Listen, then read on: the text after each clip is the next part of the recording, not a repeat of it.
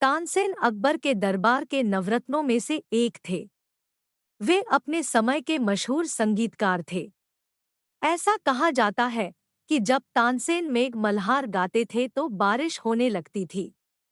इसी तरह जब उन्होंने दीपक राग गाया तो धरती के दीपक अपने आप ही जल उठे।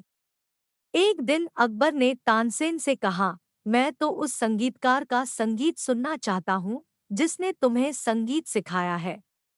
इस पर तानसेन ने कहा, महाराज, मेरे गुरु तो स्वामी हरिदास है।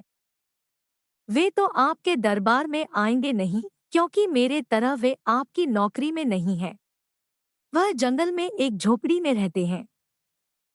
जब उन्हें अच्छा महसूस होता है तो वह गाते हैं, और जब अच्छा महसूस नहीं होता तो नहीं गाते हैं।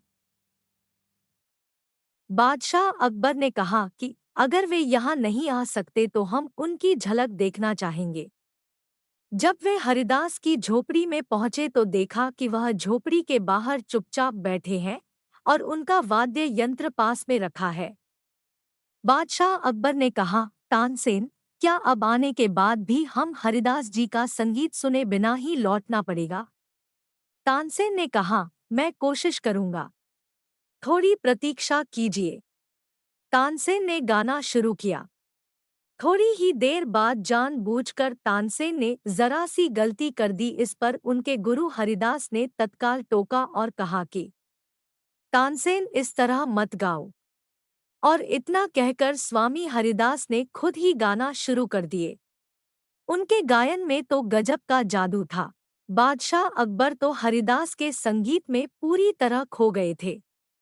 उनके एकाग्रता तभी टूटी जब हरिदास ने गाना बंद कर दिया। इसके बाद अकबर महल के लिए रवाना हो गए, लेकिन हरिदास का संगीत उनके कानों में गूंज रहा था। रात को अकबर ने तानसेन से कहा, तुम वाकई बहुत सुंदर गाते हो। तुम वास्तव में भारत के सबसे महान गायक हो, लेकिन फिर भी तुम्हारा संगीत उस ऊंचाई को हासिल नहीं कर पाता जो कि हरिदास का संगीत कर पाता है।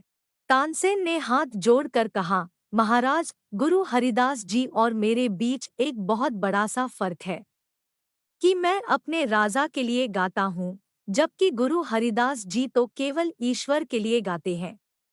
वे दरबार के एक संगीतकार से तो बहुत बड़े और आगे हैं। तानसेन का जवाब सुनकर बादशाह अकबर मौन थे। वे अपने आप से कह रहे थे, जो ईश्वर के लिए गाता है उसकी आवाज में दैवीय मधुरता तो अपने आप ही आ जाती है।